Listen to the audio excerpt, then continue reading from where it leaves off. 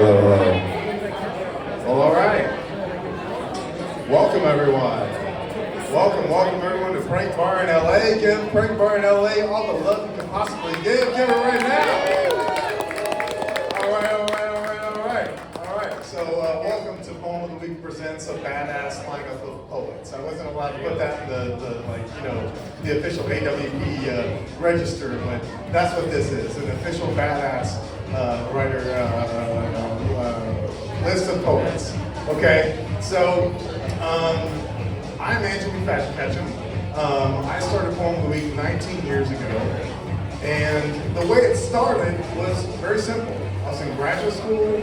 My professors were presenting books of poetry to me that were coming out at that time, and I was like, who are these people? And they're so amazing, and I wanted to share those poets with as many people as possible. All right? And so over 19 years, that's what I've been doing.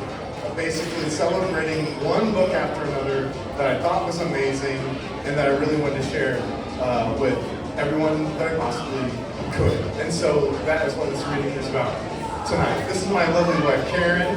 She helps me with Poem of the Week. Give her a lovely round of applause. And so when we put these readings together at AWP, we sort of put our minds together and say, who do we want to present this year? And everyone that is presenting tonight, who's reading tonight, was on that list. It's a very simple process. Come up with a list of like 10 poets we really want to enjoy, and those are the poets we have. And some of them have been on Poem of the Week, and some of them have not, because we haven't gotten there yet, right? What's particularly exciting about this evening is that we are going to have a special tribute to Sarah Maureen Rapana. And if I'm saying that name incorrectly, correct me when you get up here, okay? Presented by Eric Joyce. This is a really big deal. It's something that needed to happen, and we got lucky that we were the ones that were able to do it. Before we get into our readers, is there anything else that we need to say? You're going to do like a bio for each? Are we going to do a bio for each person? Is that what we're doing? Yes, if we Google in time, we will do a bio for each poet. So, the way we're going to do this is, we're going to have 3 poets who will read right here. If you need the light to be increased, you can do that. The music is too loud, we can adjust that as well. Do all those things. At this moment, how's that doing? Can you hear me? You don't hear me? Yeah? Okay. All right. Very good. We're going to have C.D.L. Young. We just did this. Elisa. I screwed it up. Alyssa Cherry. C.B. Perkins. Then we'll have K.D. Perkins. Then we'll have a 10-minute intermission. Get another drink, go to the bathroom, etc. Then we'll have Aaron Cohen, Todd Dillard, of course, our tributes. How does that sound? Woo! Yeah? Good plan? Good plan? Okay, so I'm going to give this to you to introduce C. Dale. Did you have time to come up with something? Okay, all right, there you go. Yes. Good evening. Thank you guys for coming. Our first poet is C. Dale Young, who is, I'm pretty sure, Batman by day, poet by night. His latest book is Building the Perfect Animal with Wordway books, and he is from San Francisco. It's all you. It's all you.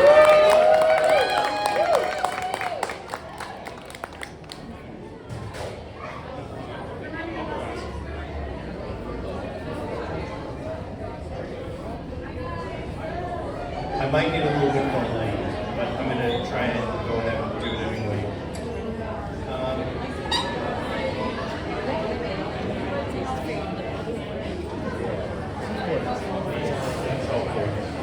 Okay, I'm going to start with this poem. It's titled As If From the Sea. Because this is a dream, the beach is completely empty, and not a single person can be seen swimming in the bay. And I swim as God intended, all natural, naked, or as we said when we were kids, naked. This nakedness is the one aspect that appears in dream as well as in waking life. That is, well,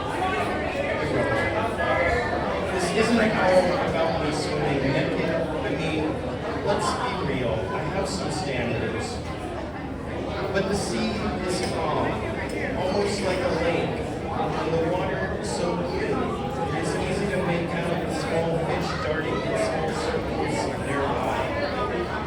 The whole thing is so goddamn peaceful and blissy. But then a man, almost as brown as I am, with a barely neat mustache, rises as if he is the man from Atlantis, rises as if he has been swimming underwater for months, rises as if he is a drag queen, fulfilling the drama.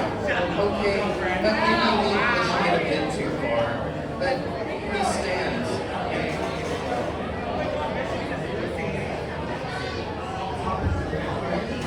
he stands and breathes heavily for almost 10 minutes before swimming over to me. He says, "You know why I'm here, but I honestly have no idea. This may be my dream, but I'm never in control in my dreams. When I say never, I really mean never. Soon we are kissing, our naked bodies touching. We are completely inappropriate. But this is not about impropriety, and it is not about sex, but we have sex. And while I am inside him, while we are kissing, and his arms are around my neck, it begins. Our hands begin twisting together, and without warning, our chests merge. We twist and fuse, and then the dark bark begins rising from our skin. Now one body, and one skin, now covered in bark. And this is awesome. In the old school word, sense of the word, as in awe-inspiring, filled with awe. And lo and behold, we are a single tree standing in the shallows, our feet now rooted in the sand as the leaves begin erupting from our branches. That two men having sex become a tree standing in the sea might seem odd, but I read a lot of Hobbit as a child, and, well, it affected me quite deeply. I'm just trying to be honest here. I mean, I feel I owe you that, but when I wake, I am covered in sweat, my heart racing and panicked. I lie there feeling the motion of the sea within me, my skin prickling, my skin softened and salty as if from the sea.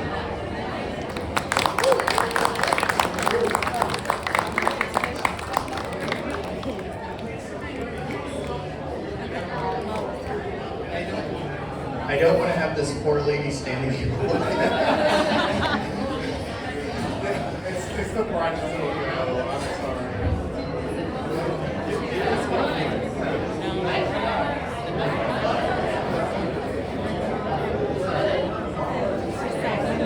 I've never had this much attention in my life.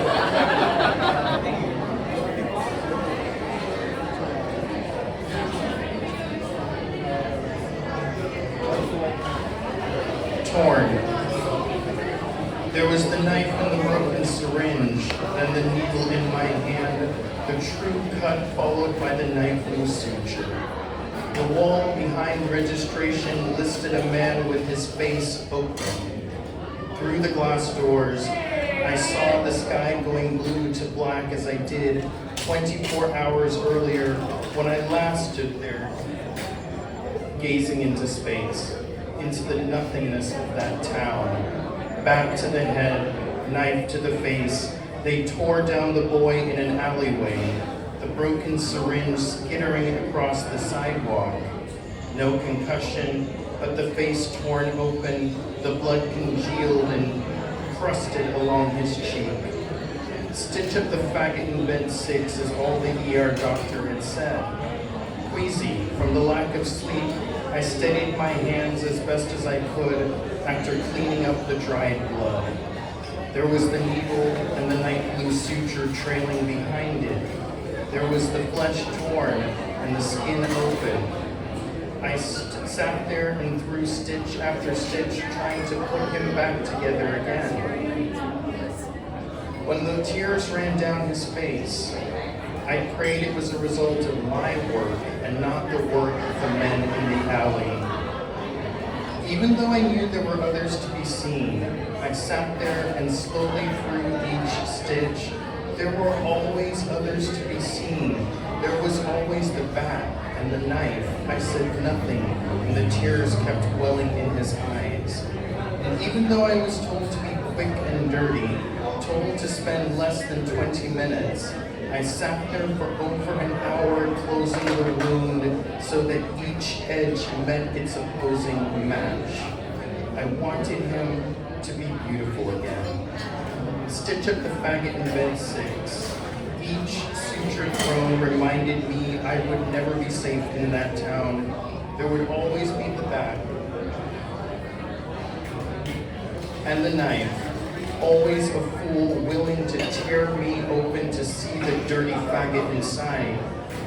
And when they came in drunk or high with their own wounds, when they bragged about their scuffles with the world and the other world of men, I sat there and sutured. I sat there like an old woman and sewed them up. Stitch after stitch, the slender exactness of my fingers attempted perfection. I sat there and sewed them up.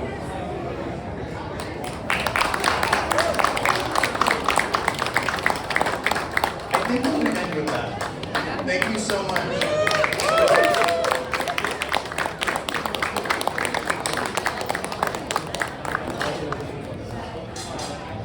Absolutely searing work. Fearless. You know, it really amazes me how fearless some of us can be. It really does amaze me. So another round of applause. Okay. Do we have an appropriate bio for Alyssa? Cherry, give her a round of applause. Come on. Alyssa Cherry's latest book, An Exodus of Sparks, is a winner of the Will Barrow Books Poetry Prize from Michigan State University Press. She now resides in Oregon by way of Arizona. Please.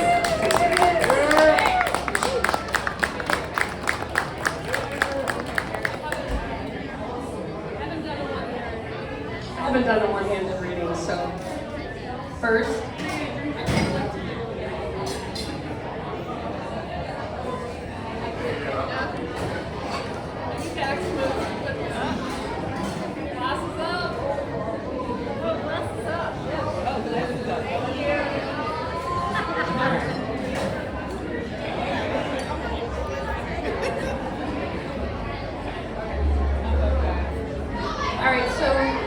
this is An Exodus of Sparks. It's conceived as a braided elegy about the loss of a brother in a car accident, drunk driving accident, the death of a father to downwinder-related cancer, and the collapse of an inherited system of faith. And I'm going to follow the thread in the poems I'm reading tonight. I'm going to follow the thread of the loss of the father to downwinder-related cancer. And just for context, if you're not from the Southwest, downwinder cancer is from the nuclear testing that happened in Nevada, and the downwinders are the people that live downwind of the testing, and there were high incidences of cancer as a result of that testing. And my father's one of thousands of people that died of those cancers. And the American government gave my mother $50,000. And I've been mad at the American government my entire life, so that's why I'm doing this.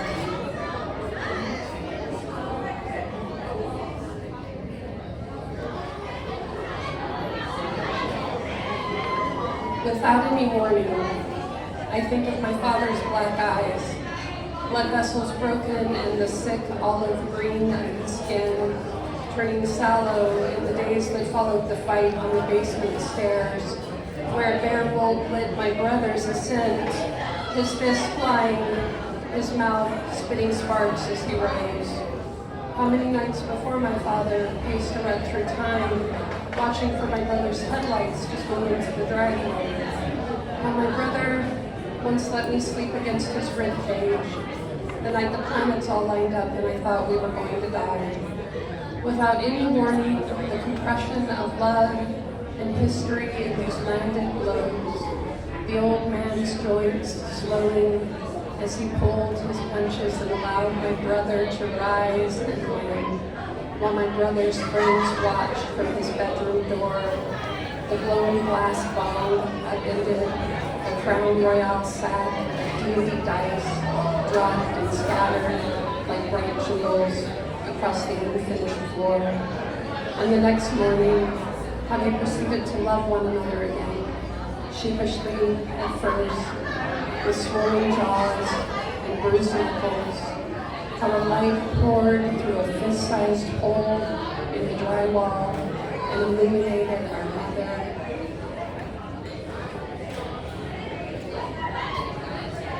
As she told us we must tell the neighbors, my father fell, carrying the baby on his shoulders, that his hands reached up and instinctively protected the baby when he fell.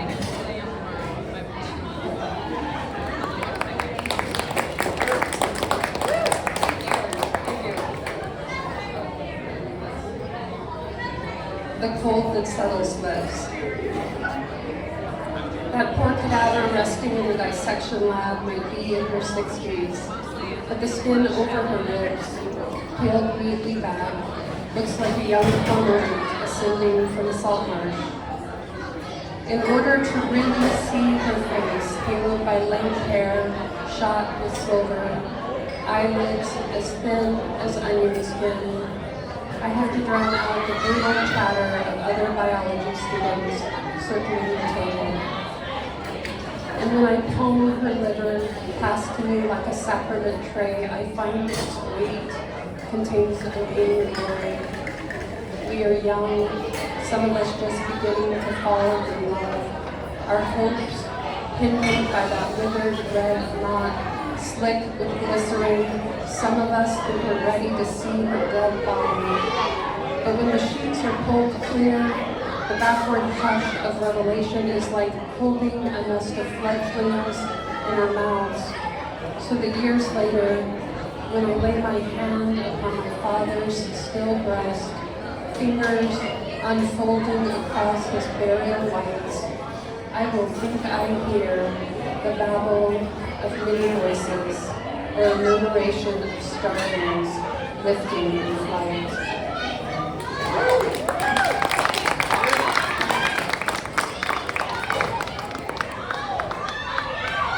This poem is called Southeast of the Nevada Proving Ground, and that is the name of the nuclear testing site where all the bombs were being where all the nuclear bombs were being tested. Consider the young cheerleader who stood beside a blue swimming pool with other teenagers, waiting for a nuclear blast on the horizon, by which she timed her best perky jump into the air while everyone applauded.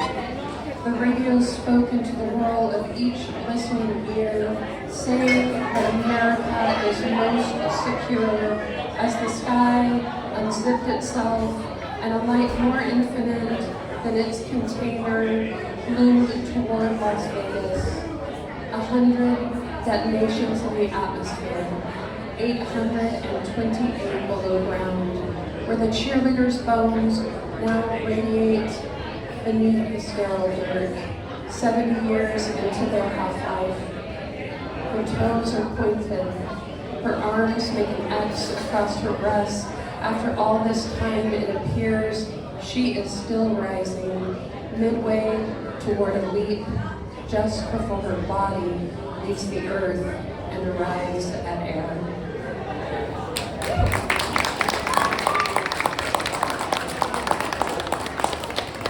Okay, I have two more. This next one is called Daughter of Downwinders, and it's a longer poem, but I'm just going to read the first section. So this is Daughter of Downwinders, Part 1.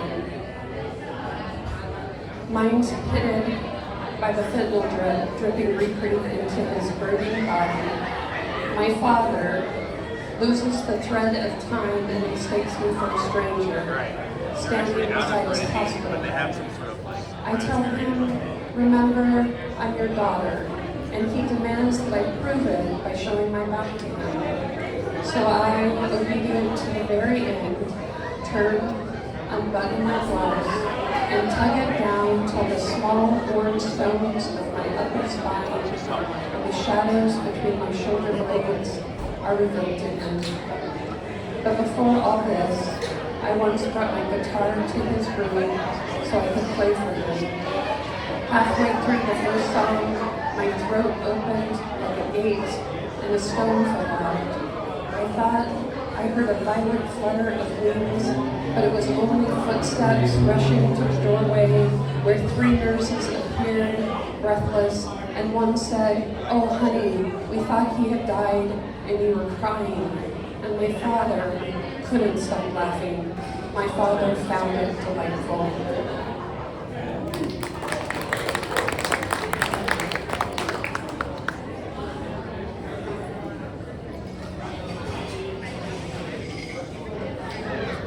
Okay, this will be my last one. It's called An Exodus. Is that for me? No. An Exodus of Sparks, Part 1. America, you flexed your nuclear muscles in our direction 1,054 times over the length of my father's short life. 1,054 catastrophic blows, shattering the desert floor, confounding the waters and the heavens. It took us years, decades even, to realize the full arc of our swoon before you. America, you buckled your own soldiers down in the trenches repeatedly. They prayed before you and you revealed their hand bones glowing beneath their skin. Pigs swilled in aluminum barrels all around Ground Zero. Ranchers wept before discolored cattle. You strolled on the playgrounds, waving your Geiger counters over children, frightened by the arrhythmic crackles and clicks. America, your mouth was one round radio speaker, repeating over and over that you would never harm us. As you stroked your 2-headed lamb and straddled your babies, my father was so small when you began to powder his milk teeth and bones with your radiation.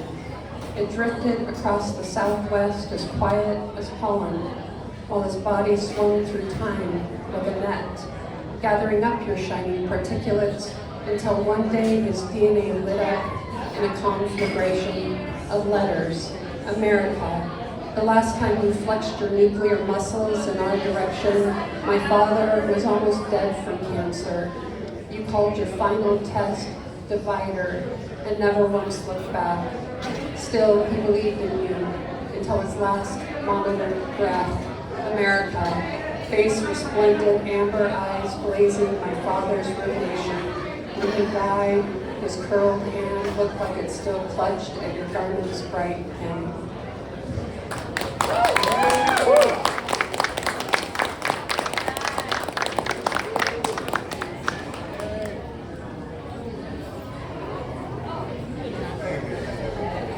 Another round of applause for Lisa Sharon.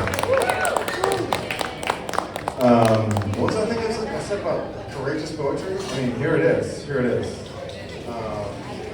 Okay. Our next reader is going to be KB Brookins, and you have a bio prepared. I do. We are so excited to welcome KB Brookins, a Black queer poet from Austin, Texas, who has several collections to their name, but they are promoting Pretty, which is a memoir. Woo!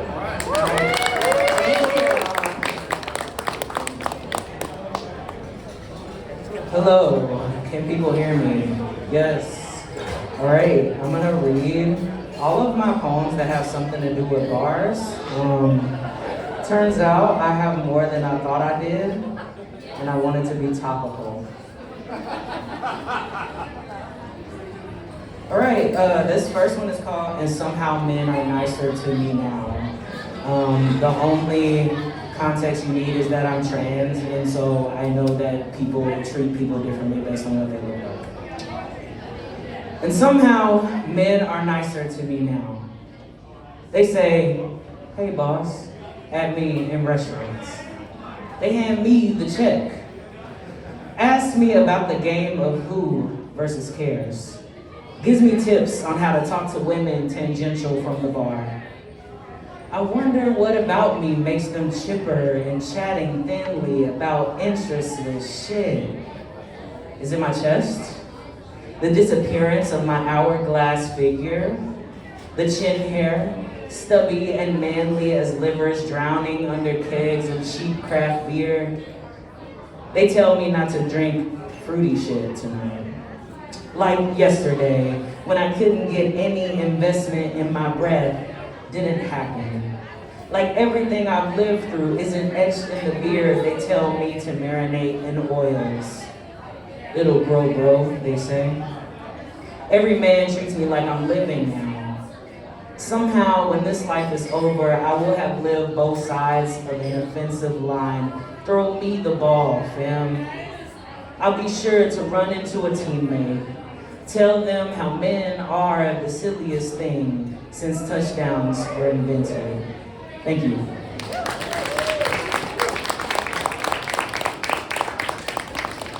Right, so that's from my book, Freedom House. I have a memoir called Pretty that came out a number of months ago. And it also has poems in it because my memoir and not yours, right?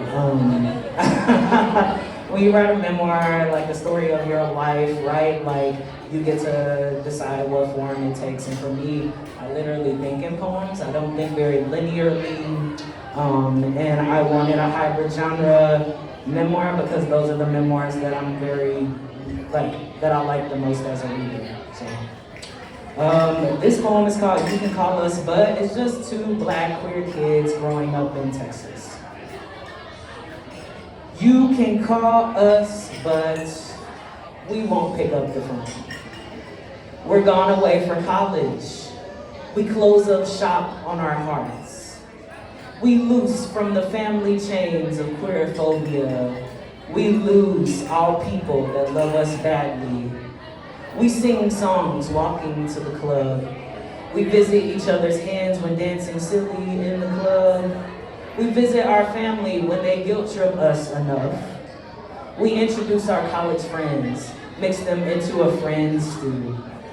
You smoke till your eyelids can't keep up with you. I fill the flask and free cups past the brim. We sloppy sing till the air is unsaid truths. We tell the truth, but we have to like you first. We'll have babies if we're still lonely at 30. We end the night making ourselves pretty spectacles. We going straight to hell if it's queer and got decibels. We end the night drunk in love and susceptible. We bend each other out of shape. Thank you.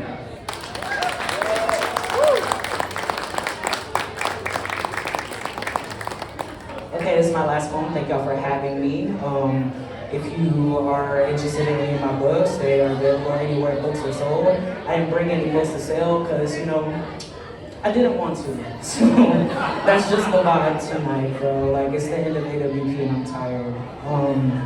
But yeah, you see what they look like. Please hit them up. If you get them, I'm happy to sign them. I'm on the internet. Just literally Google me and I'll pop up. All right. How to identify yourself with a wound. Snapshot 2018. I am a woman only under certain conditions. When needing a hand moving furniture. On ladies' night at the poorly lit bar, when the bouncer touches my lower back. He says, right this way, ma'am. And I swallow a cringe along with the complimentary whiskey and coke. When my chest protrudes through a mostly stretched binder, when a man decides to grab my friend, I step in and say, yo, back the fuck up. The laughy bellies reminds me I was a woman then. When the bass in my voice is reduced to a crack, a chest, some childbearing hips. When Beyonce says ladies and me, myself, and I. The last sip before we leave tells me maybe I can deal with being every kind of woman. Who am I kidding? I've only ever been a question.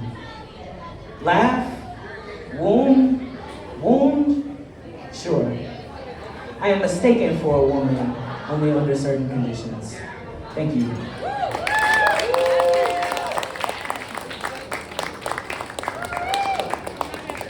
Everybody give Debbie a little extra level of applause there. All right. We are going to take a 10-minute intermission, which means you can get your bathroom, get your smoke break, get your beer break, all the breaks that you need. All right, we'll be back in 10 minutes. Everybody got it? All right, see you in 10 minutes.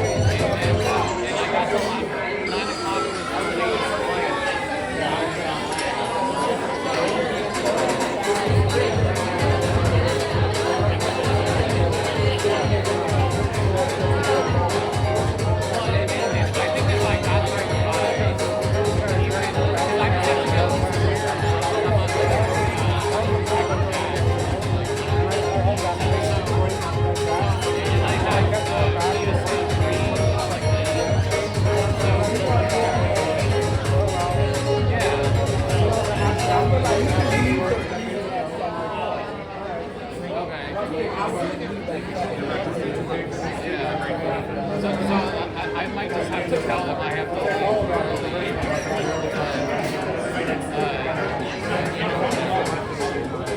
I can see them for an hour or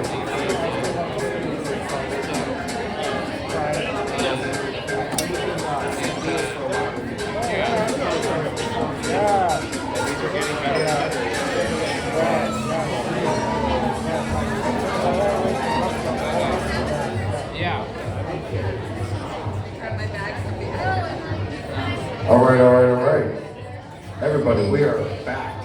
If you have not gotten your bathroom break, you should get it, like, well, it's too late. It's too late. If you don't have your drink, you should go get your drink.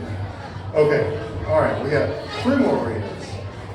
We're going to start with Mr. Aaron Coleman, and yet again, my wife, Karen Carr, has a bio for you. Aaron Coleman, his second book, just out, called Red Wilderness. He's from Detroit, and I'm feeling iffy about him because his hair looks better than mine.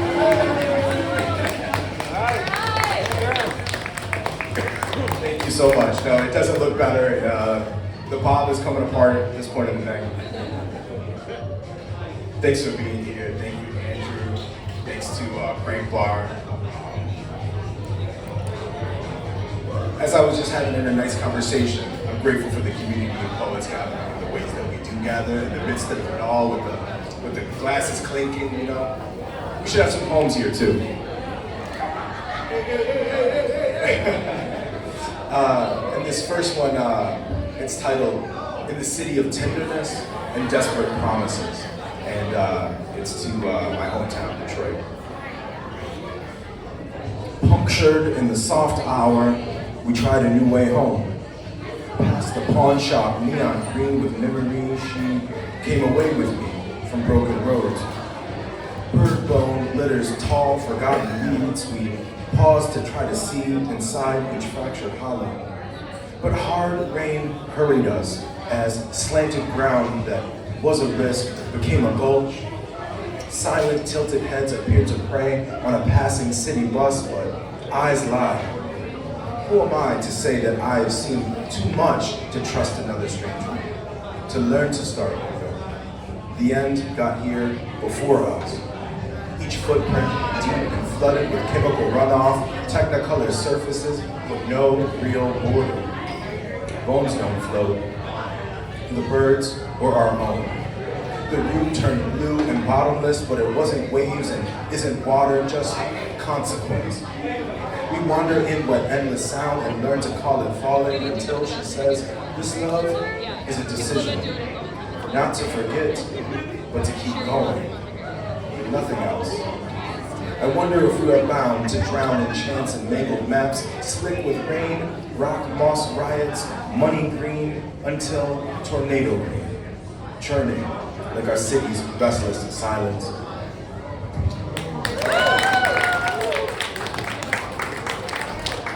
Thank you. It's interesting because this book just came out right now. I'm still learning how to read with it, so I'm experimenting with what poems, fit this particular context. I don't know what this particular context is. Oh, that's far, right? Yeah. This one, I wrote this after watching the 2019 NBA draft, where so many brothers were just crying and weeping as they went to go up on the stage and sort of achieve whatever this complex dream was. So, draft night, Nautical Brothers Association, for Zion, Ja, RJ, Matisse, and the rest of us. I see the tall, young black men crying on national TV, bowing their heads, weeping, even sobbing. Their voices gasp and spill, stutter and fly as they reach for the crutch of word and steady sound. Broad shoulders jitter and sputter as their muscles make movements I have never seen before and only felt happening inside myself while weeping wildly in a car on the side of the road with someone I love or alone. In a dark, wet field, tired, surrounded by the company of night. In an empty gym once too, and in a foreign, quiet living room, but where am I now? I distract myself, here, buoyed by the night. bathed blue and American in soft electric light, I watch these men on live TV with wonder. What blackness is becoming is releasing some stitch of pain, some wall of fear, to find our way to unknown pains and fears. Yes, but I saw so many young giants in the culture crying, letting go of tears of joy and something else, floating away, out in the open, in front of teenage strangers donning jerseys stitched with their new cities and names, in front of black and white women, young and old, in front of uneasy white men in suits and money, in front of bright screens, microphones, and the silent eyes of cameras. I always knew there was something blue inside of freedom. My guess is we won't sing. Even though there's no rest as we crest with the water, there's a river flooding the city inside us. There's a surge, bloody as history, silty as time, leaking past the sandbags, crossing the makeshift shores that keep the kin I love. I watch and feel this American spectacle the way I imagine a cruise ship custodian watches and feels the ocean at night as he mops and shines the deck, biding his time.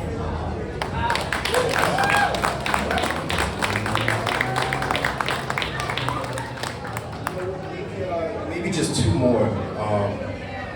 This one, I really, is it Alicia?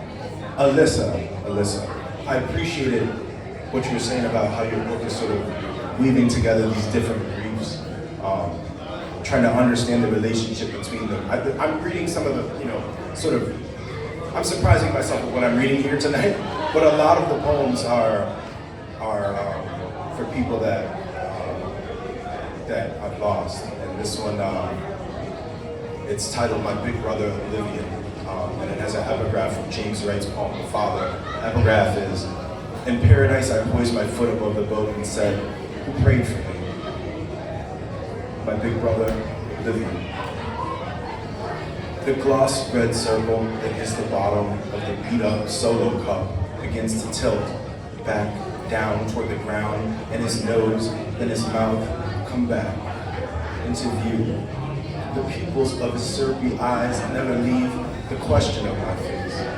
I can't quite tell how old he is, how young he is. He pulls a long, thick puff, then a quick, sharp one at the end, before a rush of white smoke spills up to heaven from his dark lips, before he says, you better hold on tight to life, brother.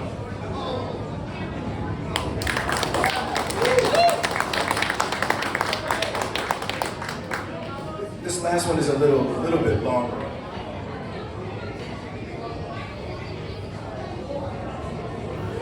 But it's for a friend of mine. Dwayne, that passed away in October of 2023. This is back from when we were kids, and it's a quote that he said, which is, "Oh, you think you bad, huh?" So, for Dwayne. This crazy white boy Sam ran up on my giant, goofy friend and slammed his huge baseballer forearm against his temple, against the side of my brother's head as we stood together, backs against our lockers, caught us both by surprise on some random morning in our early teenage years. My brother slid to the ground as the white boy stood right there, smiling.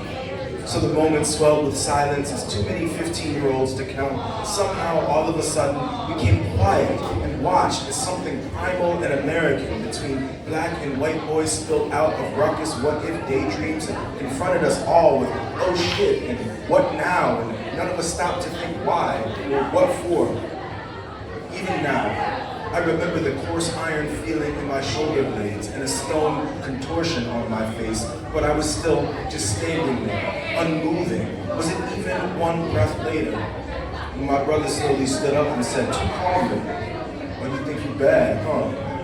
Then snatched the crazy white boy by the collar and wailed on his face with his meaty fist again and again as Sam's strong arms flailed, wildly trying to land somewhere as Dee backed him up, then down the hall, while a sea of wide-eyed, almost children flowed around the two of them. I struggled to keep up.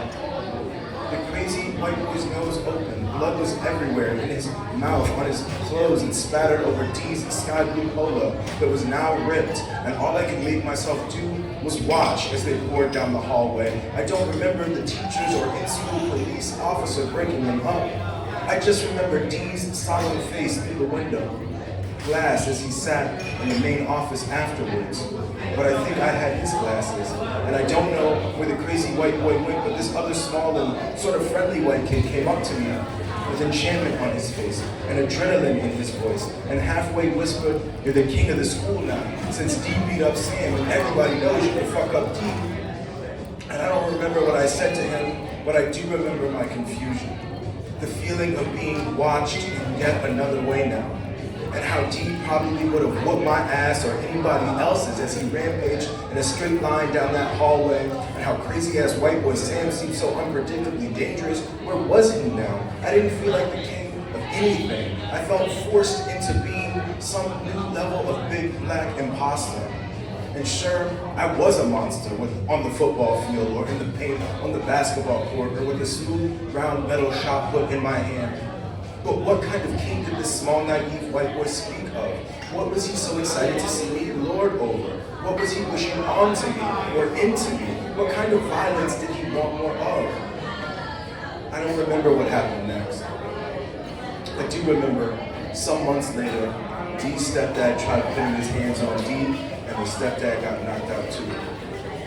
A year or two later, my brother D got sent to some kind of troubled youth boot camp, and suddenly there were no more parental car rides together to the movies or mall, not to see or buy anything, but just to walk around or sit down somewhere different in our young bodies together, laughing and talking shit mostly, minding our own business, but on the lookout, daring anybody to start anything with us. Thanks.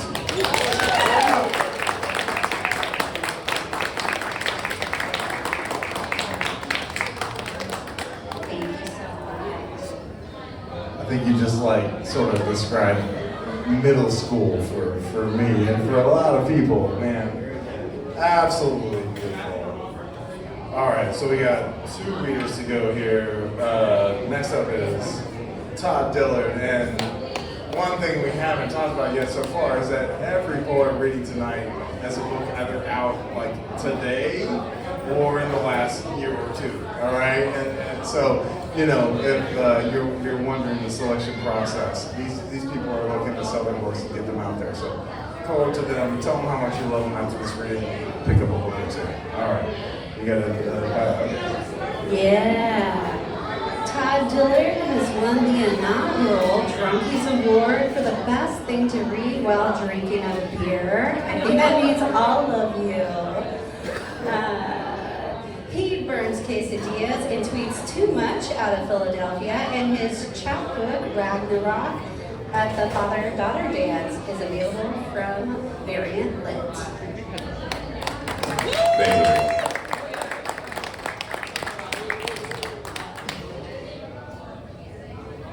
What an odd and wonderful thing to be able to share poems and see men cowering while running from the bathroom to go wherever they go.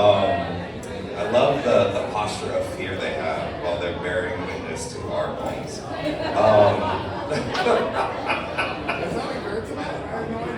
Is that a current? I mean, maybe. I'm so happy to be here. I'm so happy to be among such amazing talent. It's always disorienting and wonderful to be a part of a lineup where you know all the names and you're like, fuck, how did I get here? And I'm so happy to also be here reciting poetry in the fire hose of noise of humanity behind us. And here we are rendering something despite that and because of that. And it just makes me so happy, so thank you so much. I'm just gonna read some poems from my phone, and this first one's called No Rush. There's a man down the block screaming, I love you, can you hear me? I love you. It's a great twilight for confessing. air heavy as hands on shoulders, clouds dark as a lover's sleeping head on a spill of white sheets. Sometimes I imagine you in your death, the way I imagine the old New York roommates shopping at grocery stores in other states. You add rutabagas to your cart as if you have nothing to lose. You rip open a bag of lifesavers as you wait in the checkout line, popping one in your mouth before you pay because who cares? You only have this one death. The flavor you pick is first Thanksgiving away from home, and the sweet of Cabernet and tryptophan and char prickles your tongue like the salt in tears. Last night I dreamed grief was an unlit room I had to clean. Just as I figured out how to navigate its darkness, I put something away and had to learn all over. You were there. You were saying, why bother, when the room was only going to get messy again, and I told you if you weren't going to help, at least get out the way. It's quiet now. The storm splits open like sacramental bread, and I love you. I love you. Can you hear me? Write me back when you have the time. No rush.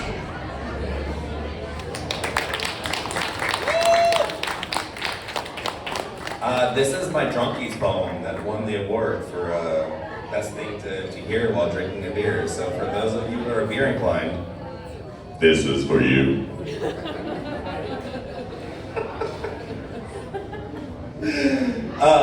Love poem with pop cultural references because love is ephemeral and linked inextricably to its time. That news analyst toddler who burst open his door mid-interview. Remember how she marched in like a drum major as he hurried to finish his report? I love you like that. Love this whole dance we do where we keep working in spite of all evidence saying we should stop and shout, I can't believe you're here. A video's going viral of a fruit bat too old and weak to fly, so shelter volunteers carry it around as it flaps its wings. And I just want to say, I don't think you're the hands or I'm the bat.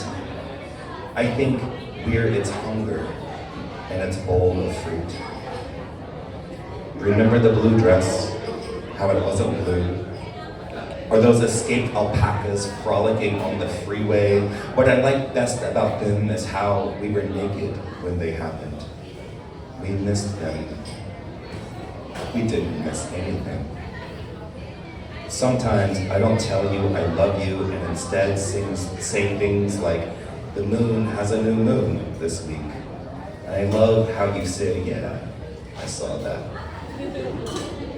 I love how love can be two people looking in different directions, yet they see the exact same thing. Look at me looking at you as you look at me. Good luck, sir. You are my veteran coming home to surprise their children. Let me be your man skateboarding and drinking cranberry juice straight from the bottle while listening to Fleetwood Mac. It's really funny because I know that the audio in the bathroom is way better, so there's a man right now who's listening to me talk about him. Probably take this. Call him a coward. No, you will do it, sir. You will achieve. All right, my last poem is about present tense. Here he comes, here he comes. I'm having a lot of fun with this. You're gonna do it too. Oh, okay. I see what's happening. Oh, there's gonna be a line.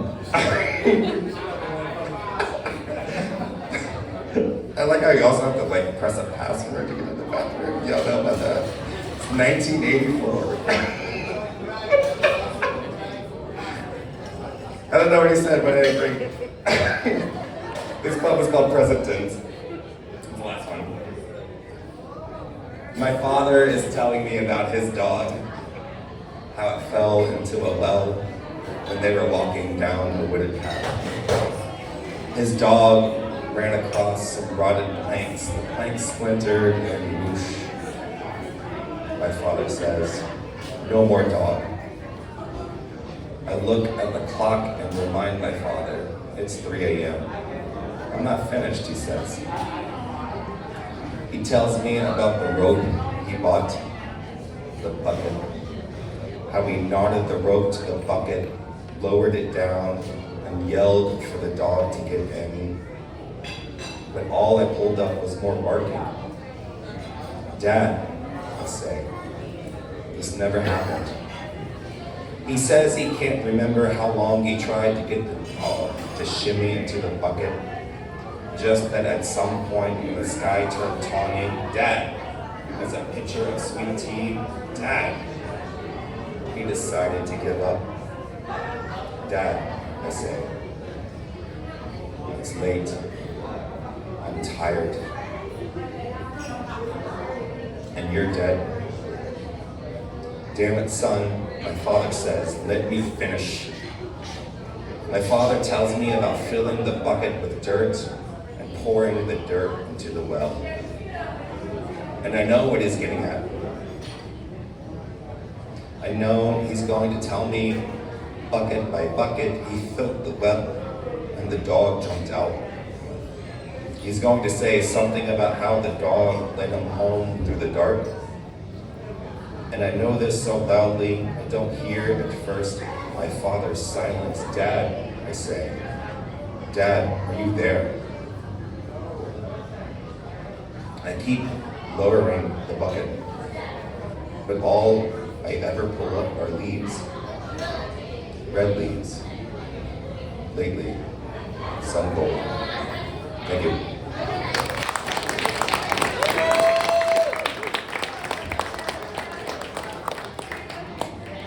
Thank you, man. Fantastic work. Another round of applause for Todd Dillon. With, so far this evening, the most uncourageous reading possible. I mean, come on, like, no courage at all. Okay, so I have some special things to say. You have some special things to say. Do you want to start with, like, bios, and then I'll say, like, yeah. I have a little bit of an introduction to him because I did not know Sarah personally, not the way that Andrew did. So I just wanted to say that Sarah's husband is here, Eric DeLees, and I wanted to just put it out there that of all the things that she did, she was a big evangelist of heralding other people's work. And that aligns so much with what we do. We really want to celebrate everyone. And I can't think of a better way to end this reading.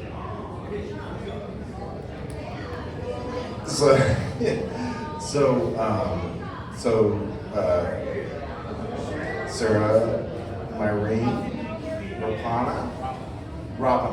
Okay.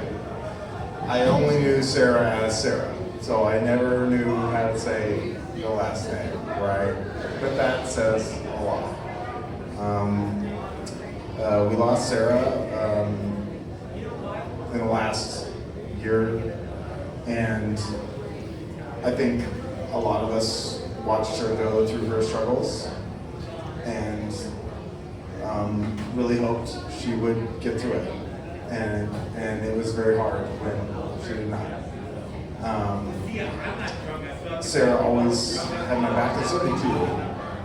But I've gone through some crazy ass writer shit, and Sarah had the balls to like just straight up tell me that, you know, she had my back and that she cared about me and she wanted to help me get through it.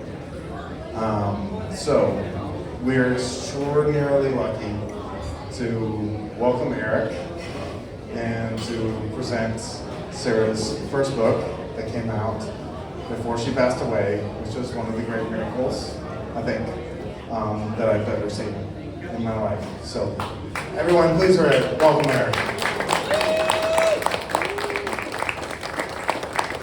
And if he goes over his allotted 8 minutes of time, he won't get the. My wife died, get over it. I use that a lot, actually. She told me, she actually told not just me, but her friend, she's like, I've got brain cancer, someone else should get something out of this. We're pretty convinced someone got like a cheaper price on a house because of it. That's a story for another day. I'm gonna take a picture here.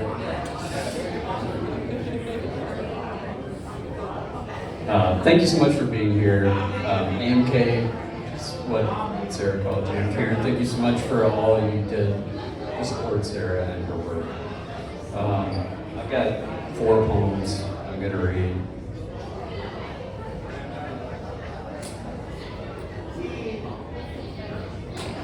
And the book's called Chamber After Chamber. It won the Juniper Prize last year from UMass Press. I have books for sale. I'll also be at the UMass Press table tomorrow if you need one. I can't tell you the whole story because I can't get through it. I don't know if I can get through this, but you are essentially, by being here,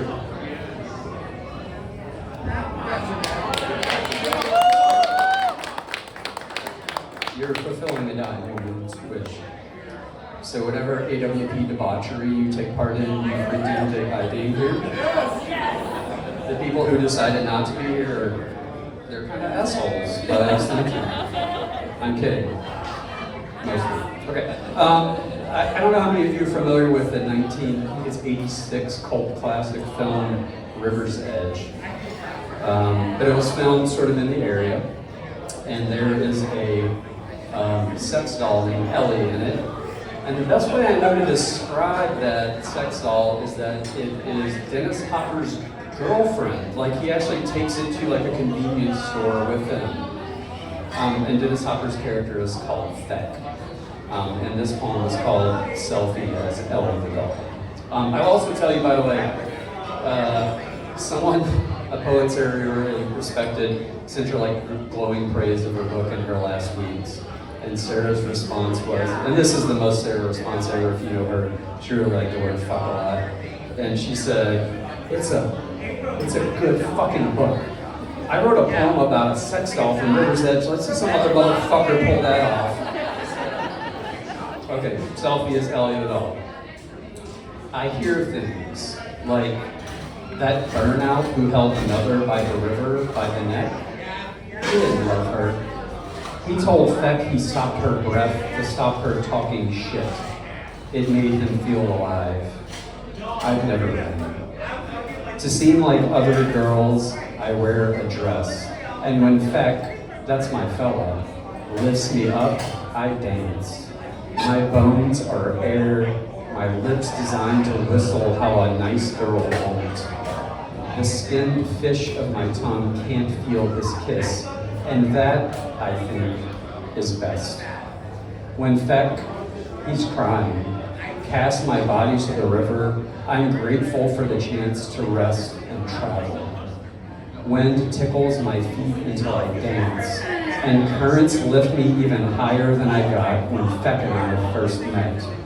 He gripped my neck and took my nozzle in his teeth, exhaling hard. I shook as wishes filled me up. I almost popped, and Feck looked almost human then. He kissed my head while my eyes wept. What love, what tenderness. A sky of Cincinnati clouds across the bed.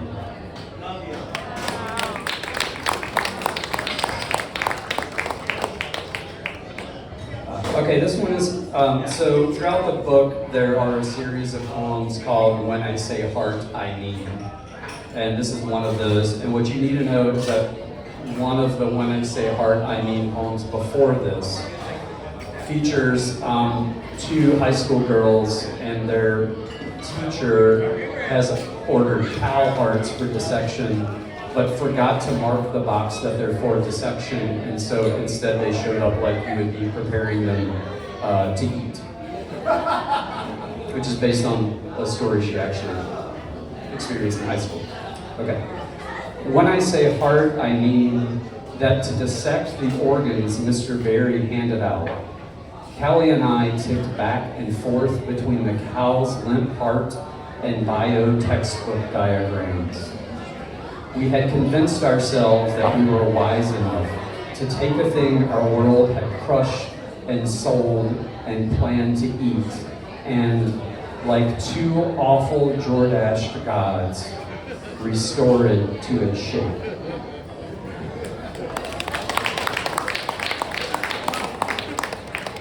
I don't have kids, but I feel like awful Jordache gods is like just sort of a good description of everyone at some point in their teenage years.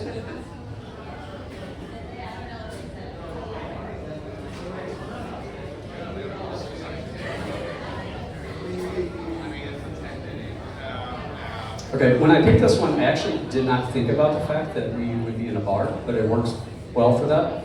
I don't know how many of you know who Levi is, but he was a Chinese poet. So he drowned. The official story is that in China, is that he died because he was trying to reach the moon through its reflection in the water, but really he probably was just drunk. So it begins with two lines from his final poem called Death Song. Flapping broke the pung bird's wing, but its wind will stir the world forever. And this is called In Favor of Defenestration.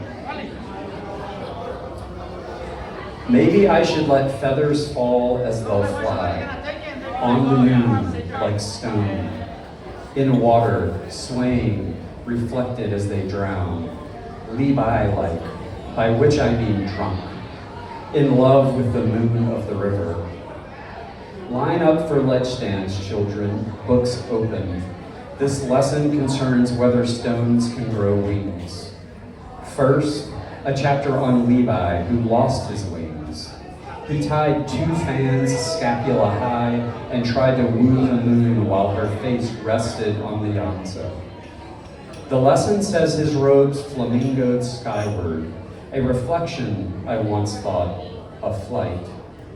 But please see figure 4, which shows that he crashed hands first, like a drunk, into cake. Of course, by a drunk, I mean the pung bird, and cake means the wings of his last river. Children, before we jump in, consider the ghost of the moon in water's mirror. Some say it's a reflection of heaven. Others say it's flying stone. The lesson here, teachers lie. So field test all lessons. If the moon calls, say maybe.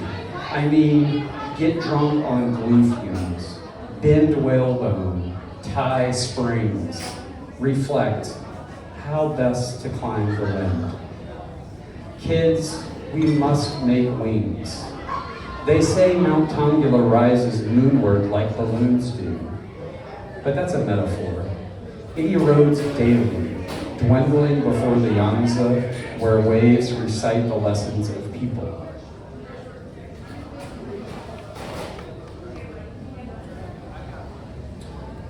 Of people who flew like hunted ducks into the moon's pale image. I mean, they jumped. Some were drunk. Let's remember, not all who leap discover they have wings, but some manage to dance on down, reflected in the river's blue, which is sky reflecting over riverbed. I feel like a pebble yearning for currents to launch me high. But stones don't gain wings by wishing, my featherless sons and daughters. Close the books. Once we've drunk deep of open air, we'll step as on the moon face reflected in water. Lessons alone can't fortify us, my fellow stones, so the drunker, the better. I mean, may wings swim us to the moon.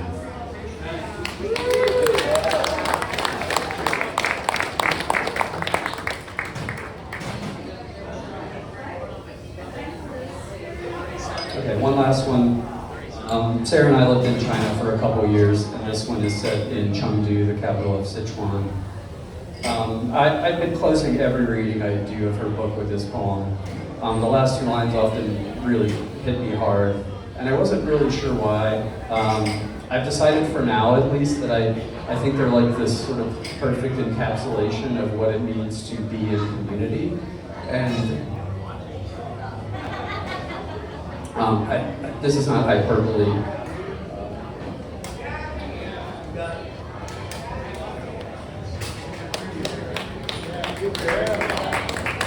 Community is the only way I've survived the last 2 years. And thank you for being here, for being in community and supporting each other. This is called In the Women's Hospital. Let Juque guide me through thickets of women to the frosting peak exam room door. It is a good line. Let the masked technician wave us in. Let a woman, pantsless on a table, chat with one of 20 more waiting in that open room. Let them joke, clean their nails, pass sunflower seeds without looking the way lovers or sisters do. Let Juque demand, in the name of my Americanness, a privacy screen. Let the tech, her mask ballooning with exhalation, push the screen in. Let Juque nudge me toward a table, its sanitary paper dark with wetness. Let me imagine the wet spot smells of daisies, blood, and lime. Let the tech lay a blue paper square on the wet spot. Let me pull my jeans and underwear down. Let them dangle from my right foot. Let Juque shoo ogling women behind the screen. Let me position my butt on the paper square. Let the tech wave her ultrasound wand. Let Juque shoo the women back again. Let the tech gesture toward the computer screen, my ovary, dark with life. Let someone behind the curtain say a word I understand. Mandarin for open. Let me feel all that Kaifang applied to US women, insinuates. Let me recall watching Rose say, "Put your hands on me, Jack," in a sold-out Chengdu theater. Let me understand another word, the one for foreigner. Let me remember phone cameras clicking at me on the subway. Let me relive an argument. I called lauai an ugly word, and Eric said the virtue of a noun is truth, the virtue of truth, neutrality. Let dust motes, like stars or stones, rise toward the sky impartially. Let me remember arriving in Chengdu, where traffic zinged like neutrons with no nucleus, asking Xiaoping if China had traffic cops. And just because you haven't seen the iridescent center of a thing doesn't mean it has no heart, is what he said. But the words he used were, look, there's one. Let me think Kaifang, open, lauai, foreigner. Let me see 4 hearts of light rising. Let a woman lean around the privacy curtain. Let me, before Juque whisks her back, look between my stirruped feet into the woman's eyes. Let us each know ourselves as wild, steady universes. Let us each feel tethered to a single center. Dizzy.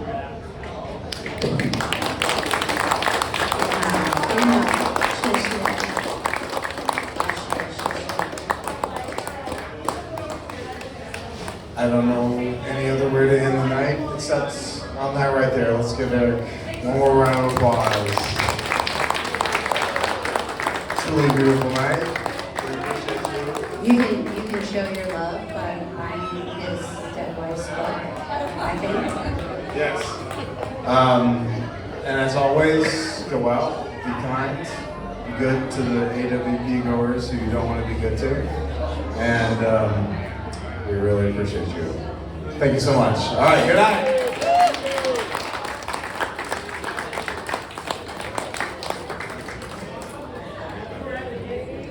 Oh, thank you. I appreciate it.